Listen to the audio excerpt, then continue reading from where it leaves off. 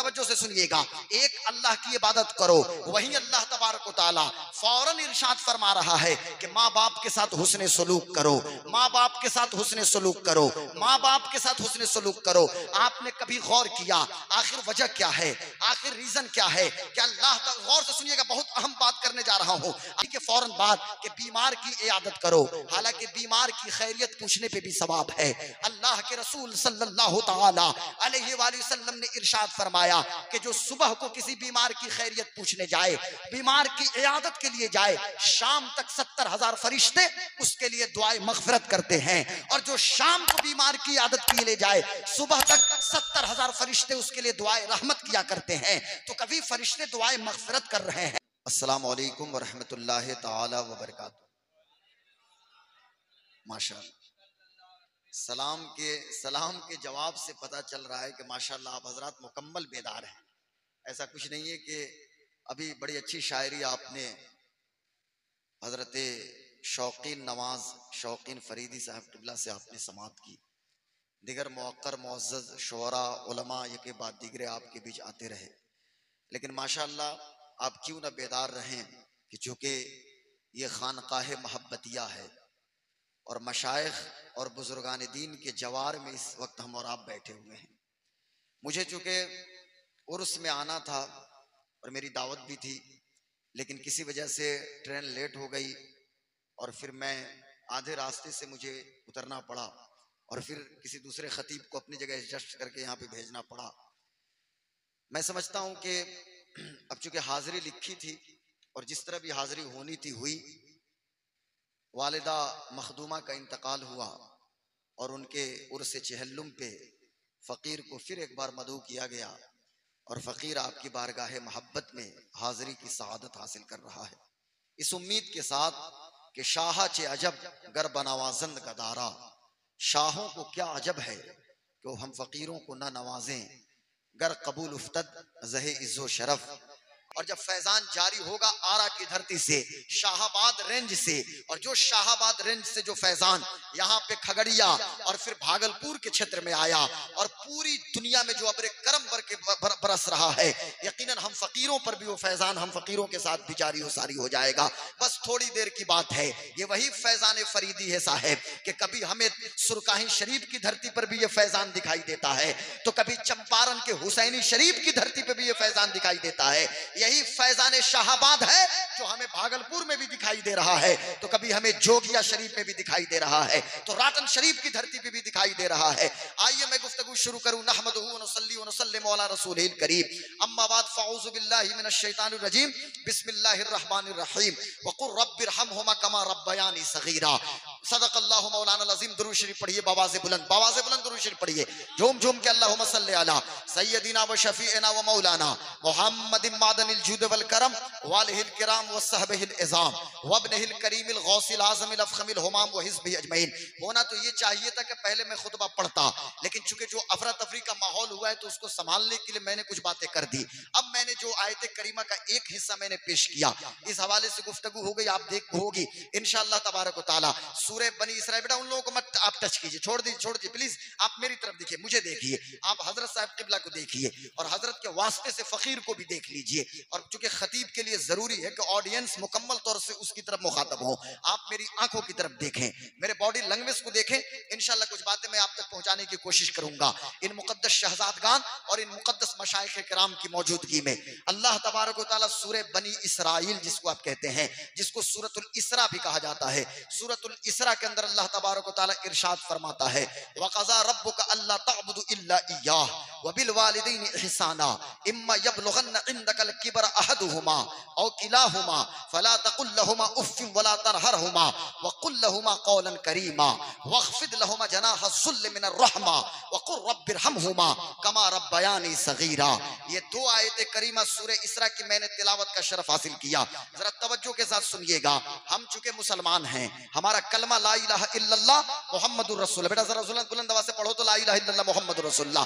हजरत आप हजरत गुस्ताखी माफ करेंगे क्योंकि खतीब को थोड़ा सा अपना रंग दिखाना पड़ता है। हुजूर सैयद साहब किबला ने माशाल्लाह नवाजा है, दुआओं से भी नवाजा है और तोहफा तहाइफ से भी नवाजा है। चूंकि बड़े घर के शहजादे हैं, सुभान अल्लाह, आले रसूल हैं, सबके पैगंबर हैं, मकाम और मर्तबा बड़ा बुलंद है।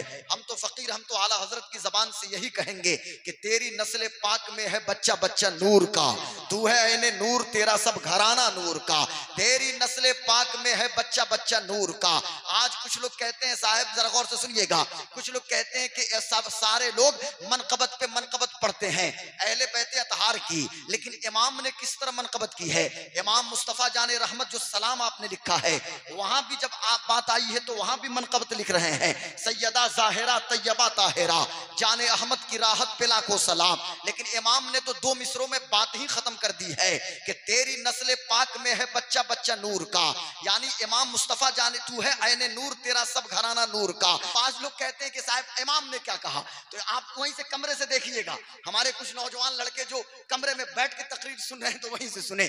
मैं अर्ज कर रहा था, इमाम ने कहा कि तेरी नस्ल पाक में है बच्चा बच्चा नूर का, तू है ऐने नूर, तेरा सब घराना नूर का। या रसूल अल्लाह, आप तो ऐने नूर ही हैं, लेकिन आपकी नस्ल में हसन हो या हुसैन हो, फिर हसन के बेटे हसन मुसन्ना हो, हसन मुसन्ना के बेटे, तवज्जो सुनिएगा, क्योंकि ये खानकाह भी, इसमें भी फैज जो आ रहा है गौसे आजम का आया है। सरकार गौसे आजम की निस्बत है। साहेब कादरी हो, हम फरीदी हो, या हम गुलजारी हो, या हम मोहब्बती हो, या हम साबिरी हो, या नक्शबंदी हो, या रजवी हो, या अशरफी हो, कुछ भी हो, लेकिन सबका मेन सोर्स सरकार शेख अब्दुल कादिर जिलानी गौसे आजम है।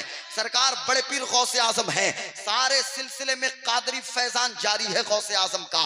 तो आइए जरा सुनिएगा, इमाम कहते हैं तेरी नस्ल पाक में है बच्चा बच्चा नूर का, तू है ऐने नूर, तेरा सब घराना नूर का। हजरत हसन, इमाम हसन ये भी नूर हैं।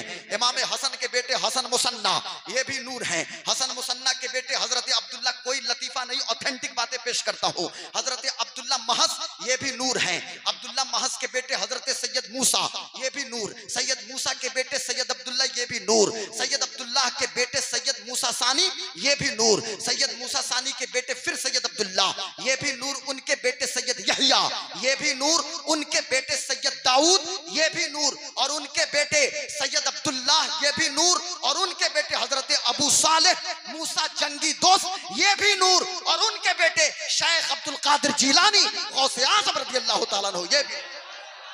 तेरी नस्ल पाक में है बच्चा बच्चा नूर का।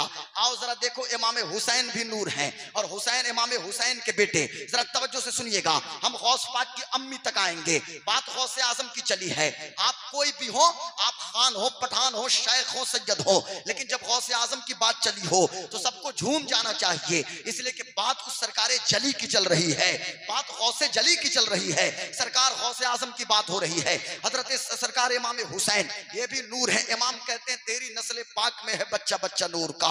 इमाम हुसैन नूर, हुसैन के बेटे करबला में हजरत ज़ैनुल आबिदीन हैं, हजरत ज़ैनुल आबिदीन भी नूर हैं। ज़ैनुल आबिदीन के बेटे हजरत इमाम बाकिर भी नूर हैं। इमाम बाकिर के बेटे हजरत इमाम जाफर सादिक भी नूर हैं। इमाम जाफर सादिक के बेटे इमाम मूसा कासिम ये भी नूर हैं। इमाम मूसा कासिम के बेटे इमाम अली रजा ये भी नूर हैं। इमाम अली रजा के बेटे हजरत इमाम जव्वाद ये भी नूर हैं। इमाम जव्वाद के बेटे अबू जमालुद्दीन मोहम्मद ये भी नूर हैं। उनके बेटे सैयद अब्दुल्ला ये भी नूर हैं। उनके बेटे हजरत सैयद अब्दुल्ला सुमई ये भी नूर हैं, और उनकी बेटी उम्मुल खैर फातिमा ये भी नूर, और उनके बेटे शेख अब्दुल कादिर जिलानी गौसे आजम ये भी नूर हैं।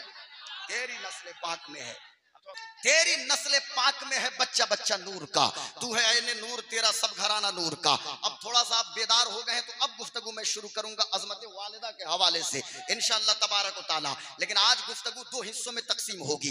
एक तो गुफ्तगू ये होगी, हम बचपन से सुनते आ रहे हैं कि साहब बाप माँ का क्या हक है, माँ की अजमत क्या है, अजमत माँ की कितनी बड़ी अजमत है। लेकिन इस्लाम ने हुकूक की भी बात, तवज्जो से सुनिएगा एकदम मेंटल कंसंट्रेशन के साथ। हजरत भी जीनियस आदमी है, इंटेलेक्चुअल हैं, हजरत अल्लामा कौनैन अली खान फरीदी। मैंने हजरत मौलाना गुलाम रसूल बलियावी से इनकी तारीफ में कलिमात कहते हुए मैंने सुना। बड़े बड़े खतीबों कहते सुना कि एक इंटेलेक्चुअल और दानिश्वर शहजादा और एक दानिश्वर, एक बेहतरीन खानकाह का जो साहिब सज्जादा, जो इंटेलेक्चुअल भी है, जो दानिश्वर भी है, जिसे दुनिया अल्लामा कौनैन अली खान फरीदी के नाम से जानती है। हज़रत साहब क़िबला ज़रा मैं तवज्जो चाहूंगा, इस्लाम ने सिर्फ और सिर्फ राइट्स की बात नहीं की है। राइट्स का माना हक होता है, इस्लाम ड्यूटीज की भी बात कर रहा है। मेरी गुफ्तगू दो हिस्सों में तकसीम होगी।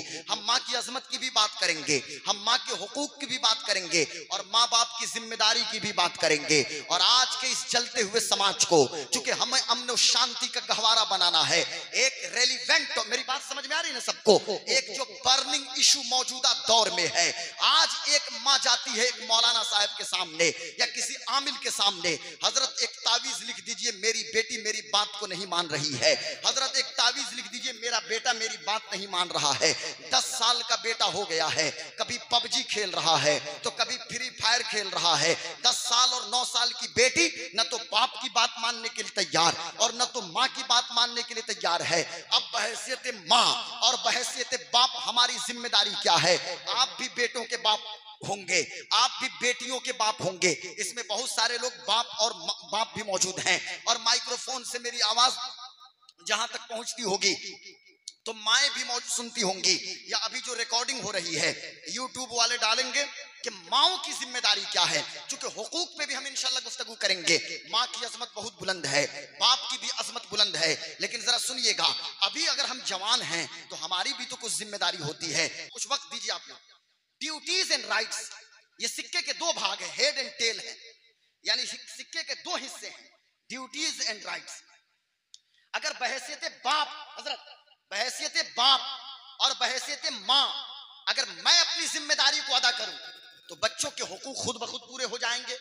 और जब मैं बड़ा हो जाऊं, मेरी अम्मी बूढ़ी हो जाए, अब मैं अगर अपनी माँ के हुकूक को अदा कर रहा हूं तो मैं अब माँ का हक भी अदा हो रहा है और मैं अपनी जिम्मेदारी भी अदा कर रहा हूं। तो दो चीजों को समझने की जरूरत है।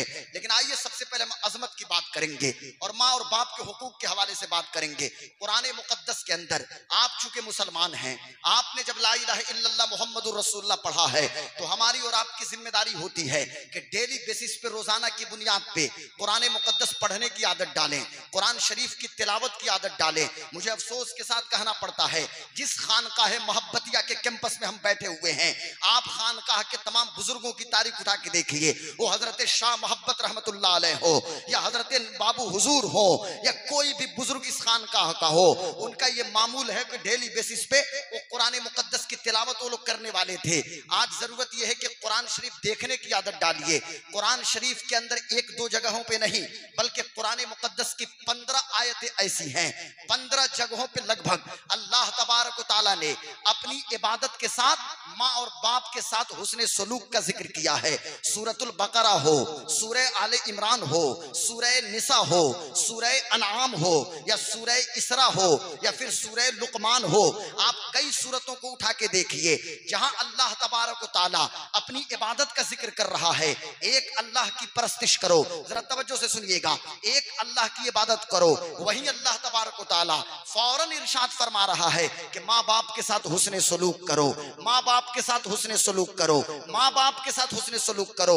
आपने कभी गौर किया आखिर वजह क्या है, आखिर रीजन क्या है? क्या अल्लाह, गौर से सुनिएगा, बहुत अहम बात करने जा रहा हूं, आखिर वजह क्या है? अल्लाह तबारक व तआला ने अपनी इबादत के साथ माँ बाप के साथ हुस्ने सलूक को जिक्र कर रहा है कि माँ के साथ माँ के साथ बेहतरीन तरीके से पेश आओ, उसके साथ एहसान करो, अपने बाप के साथ एहसान करो, मेरी इबादत करो, मेरी इबादत करो। तो यहीं से बात समझ में आ गई कि हुकूक बंदों पे दो तरह के हैं, एक हक तो अल्लाह का है और एक हक बंदों का है। अल्लाह का सबसे बड़ा हक क्या है?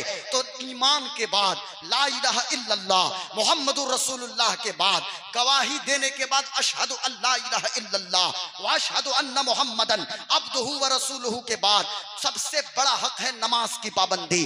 और कुरान मुकद्दस के अंदर एक दो जगहों पे नहीं, नियर अबाउट 700 टाइम्स, लगभग 700 जगहों पे कलाम मजीद के अंदर लगभग नमाज का हुक्म आ रहा है। नमाज की पाबंदी करो, नमाज की पाबंदी करो, नमाज पढ़ो, नमाज पढ़ो, मेरे जिक्र के लिए नमाज कायम करो। कभी फरमाया जा रहा रुकू करने वालों के साथ रुकू करो, कभी कहा जा रहा है कि नमाज अदा करो और ज़कात दिया करो। यानी कुरान शरीफ के अंदर ईमान के बाद सबसे ज्यादा हुक्म हुआ तो नमाज का हुआ, तो अल्लाह का सबसे बड़ा हक क्या है? ये अल्लाह ताला का सबसे बड़ा हक ये है कि अल्लाह की इबादत की जाए। और फिर बंदों के जो हुकूक हैं उसमें सबसे बड़ा हक ये है कि एक बेटा या एक बेटी सबसे पहले अपने माँ बाप के हुकूक को अदा करे, माँ बाप के साथ एहसान करे। अब यहीं से बात समझ में आ गई कि साहब जो नमाज छोड़ दे वो सब कुछ छोड़ सकता है, और जो माँ बाप के साथ एहसान छोड़ दे वो और किसी रिश्तेदार के साथ हुस्न सलूक नहीं कर सकता। आप बताइए तो सही, कुरान शरीफ में ये तो इरशाद फरमाया गया वक़ज़ा रब्बुका अल्ला ताबुदु इल्ला इय्याह व बिल वालिदैन इहसाना, कि अल्लाह की इबादत करो। अल्लाह ने फैसला कर दिया कि अल्लाह की इबादत करो और माँ बाप के साथ हुस्न सलूक से पेश आओ। लेकिन ये तो नहीं कहा गया उसी के फौरन बाद कि बीमार की इयादत करो, हालांकि बीमार की खैरियत पूछने पे भी सवाब है। अल्लाह के रसूल सल्लल्लाहु तआला अलैहि वसल्लम ने इरशाद फरमाया कि जो सुबह को किसी बीमार की खैरियत पूछने जाए, बीमार की इयादत के लिए जाए, शाम तक 70,000 फरिश्ते उसके लिए दुआए मगफिरत करते हैं। और जो शाम को बीमार की इयादत के लिए जाए, सुबह तक 70,000 फरिश्ते उसके लिए दुआए रहमत किया करते हैं। तो कभी फरिश्ते दुआए मगफिरत कर रहे हैं, कभी फरिश्ते दुआए रहमत कर रहे हैं, तो ये भी तो बहुत बड़ी इबादत है। लेकिन अल्लाह की इबादत के बाद ये नहीं कहा गया कि बीमार की इयादत करो, या ये नहीं कहा गया बहनों के साथ हुस्न सलूक करो, या ये नहीं कहा गया कि पड़ोसियों के हुकूक का ख्याल करो, या ये नहीं कहा गया रिश्तेदारों के साथ सिला रहमी करो, या ये नहीं फरमाया गया कुरान मुकद्दस के अंदर कि तुम और जो हुकूक हैं उनको अदा करो। बल्कि तमाम हुकूक अपनी जगह, सबसे ज्यादा अगर प्रायोरिटी किसी चीज को दी गई तो माँ बाप की अजमत को दिया गया, माँ बाप के हुकूक को दिया गया। यहीं से बात समझ में आ गई कि माँ बाप का जो वफादार है सही मानों में वही हुकूकुल इबाद अदा कर रहा है, सही मानों में वही रिश्तेदारों का भी हक अदा कर रहा है, वही सही मानों में पड़ोसियों का भी हक अदा कर रहा है, वही सही मानों में बीमारों की भी इयादत किया कर रहा है। मेरी बात समझ में आ रही है ना? इसलिए कुरान शरीफ का ये उस्लूब है, कुरान का ये मनहज है जो मैंने आपके सामने रखा। और ये एक दो जगहों पे नहीं है, लगभग 15 जगहों पे है, उससे भी ज्यादा जगहों पे अल्लाह तबारक व तआला ने अपनी इबादत के साथ अल्लाह तबारक व तआला ने इन चीजों का जिक्र किया है। अब एक चीज और गौर कीजिए। अब मैं एक हदीस शरीफ पेश करता हूं, जरा सुनिएगा। बात लंबी करने की कोई जरूरत नहीं है क्योंकि 12:45 होने को है, 12:40 हो गए, बस थोड़ी देर और सुनिए, इजाजत है थोड़ी देर? अच्छा, माशाअल्लाह। एक सहाबी है, गौर से सुनिए इस चीज को। ये सहाबी कौन है, इस पर अमल भी करने की कोशिश कीजिए। हजरत अब्दुल्लाह इब्ने मसूद। कौन अब्दुल्लाह इब्ने मसूद? ये जानना पड़ेगा हमारे बेटों को। सिर्फ पबजी और फ्री फायर जानने से काम नहीं चलेगा। हाँ, सिर्फ यूट्यूब और सोशल मीडिया के sources, Insta, Twitter, Line, Hype, Imo, YouTube, सिर्फ इसी पे अपने वक्त बर्बाद करने से आपको कुछ मिलने वाला नहीं है। जरा गौर से सुनिए। हजरत अब्दुल्लाह इब्ने मसूद ये सहाबी हैं। अब्दुल्लाह इब्ने मसूद का मामूल क्या था? ये साहिबुल विसादा हैं। ये हुजूर पाक सल्लल्लाहु अलैहि वसल्लम के बिस्तर मुबारक को अपने बगल में दबा के रखते थे। हजरत अब्दुल्लाह इब्ने मसूद, आप हजरात इत्मीनान से चाय पीजिए और चाय की चुस्कियों के साथ आप तकरीर भी सुना कीजिए। इधर देखो बेटा, इधर देखो, चाय भी पीते रहिए, इधर भी देखते रहिए। आप हजरात स्टेज पे मत देखिए, मेरी तरफ देखिए। हजरत अब्दुल्लाह इब्ने मसूद साहिबुल विसादा हैं। ये हुजूर के नालैने मुबारक को बगल में दबा के खड़े रहते थे। हुजूर के बिस्तर को रसूल पाक सल्लल्लाहु अलैहि वसल्लम की मिसवाक को लेकर रखते थे। और जब किसी ने पूछा था कि आप रसूल पाक की मजलिस में क्यों नहीं बैठते हैं, हुजूर पाक सल्लल्लाहु अलैहि वसल्लम की मजलिस लगी रहती है, सारे सहाबा मौजूद होते हैं और आप मजलिस के बाहर हुजूर के नालैने मुबारक को अपनी गोद में लेके अपने बगल में दबा के खड़े हैं। हुजूर के बिस्तरे मुबारक को, रसूल पाक सरवरे कायनात की मिसवाक शरीफ को। तो हजरत अब्दुल्लाह इब्ने मसूद ने कहा था कि मैं रसूल पाक की मजलिस में नहीं बैठता, लेकिन हुजूर का नालैने मुबारक मेरे बगल में होता है, आका का बिस्तरे मुबारक मेरे बगल में होता है और अल्लाह ताला मेरे इल्म को में इजाफा करता रहता है, मेरा इल्म बढ़ता रहता है। यही अब्दुल्लाह इब्ने मसूद है। जरा सुनिएगा, यही अब्दुल्लाह इब्ने मसूद है। मेरे आका सल्लल्लाहु अलैहि वसल्लम की मजलिस में एक बार तशरीफ लाए, अर्ज करते हैं या रसूल अल्लाह सल्लल्लाहु अलैहि वसल्लम, ईमान के बाद सबसे बेहतर अमल क्या है, जरा तवज्जो से सुनना नौजवानों। हजरत अब्दुल्ला इब्ने मसूद अर्ज करते हैं, या रसूल अल्लाह, ईमान के बाद सबसे बेहतरीन अमल क्या है? तो मेरे करीम आका ने इरशाद फरमाया, ईमान के बाद सबसे बेहतरीन अमल नमाज की पाबंदी है। नमाज को उसके वक्त पे अदा करना, यानी नमाज की पाबंदी ये सबसे बेहतरीन अमल है। फिर उन्होंने पूछा था, अभी मैं फिर इसको और वाज़े करूंगा, फिर उन्होंने पूछा, या रसूल अल्लाह, और उसके बाद कौन सा अमल बेहतर है? तो मेरे आका सल्लल्लाहु ताला अलैहि वसल्लम ने इरशाद फरमाया, आका ने इरशाद फरमाया कि माँ बाप के साथ हुस्ने सलूक करना, माँ बाप के साथ बेहतरीन अखलाक से पेश आना, माँ बाप के हुकूक को अदा करना। फिर हजरत अब्दुल्ला इब्ने मसूद ने पूछा था, या रसूल अल्लाह सल्लल्लाहु अलैहि वसल्लम, माँ और बाप के हुकूक के बाद फिर मेरे आका सल्लल्लाहु अलैहि वसल्लम ने इरशाद फरमाया कि जिहाद करना, अल्लाह के रास्ते में जिहाद करना। अब ये तीन बातें वहां से मिलती हैं हमें। अब इसको मैं जरा तफसील से समझाने की कोशिश करता हूं और इसको जरा गौर से सुनिएगा।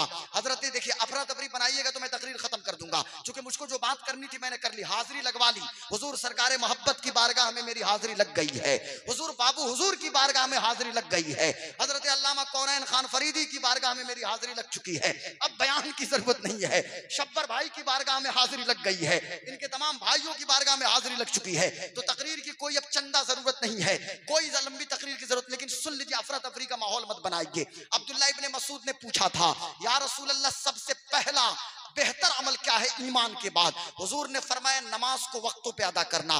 क्यों मेरे आका ने नमाज को पहले जिक्र किया? इसलिए मेरे आका ने जिक्र किया कि जो शख्स नमाज का पाबंद होगा और भी बहुत सारी नेकियां वो करेगा, और जो नमाज ही छोड़ दे फिर और नेकी का तस्वुर ही आप नहीं कर सकते हैं। इसलिए आप गौर कीजिए, इतनी बड़ी मस्जिद बीहपुर की धरती पे यहाँ खानकाह मौजूद है, बीहपुर शरीफ की ये खानकाह है मोहब्बतिया, सामने काशाना मौजूद है बाबू हुजूर का, और ठीक उसके सामने मस्जिद मौजूद है। आखिर इस तीन मंजिला है ना, 3 मंजिला 4 मंजिला मस्जिद की क्यों जरूरत पड़ी? आखिर इस खूबसूरत मस्जिद बनाने की क्यों जरूरत पड़ी? तो हजरत मौलाना कौनैन खान फरीदी ने और इनके वालिद गिरामी ने अपने अमल से बता दिया कि सुनो, मेरी खानकाह में और मेरे मशाइख और मेरे असलाफ की कब्रों पे बाद में आना, नमाज का वक्त होगा तो पहले मस्जिद चले जाना और नमाज अदा करना, और फिर आना बाबू हुजूर की बारगाह में। हुजूर सरकारे मोहब्बत, उनकी कब्र से आवाज आएगी कि मेरे मजार के सामने ये मस्जिद क्यों? इसलिए मस्जिद कि अगर जोहर में आना तो पहले जोहर अदा कर लेना, फिर मेरी तुरबत पे आना, फिर मैं सलामी कबूल करूंगा।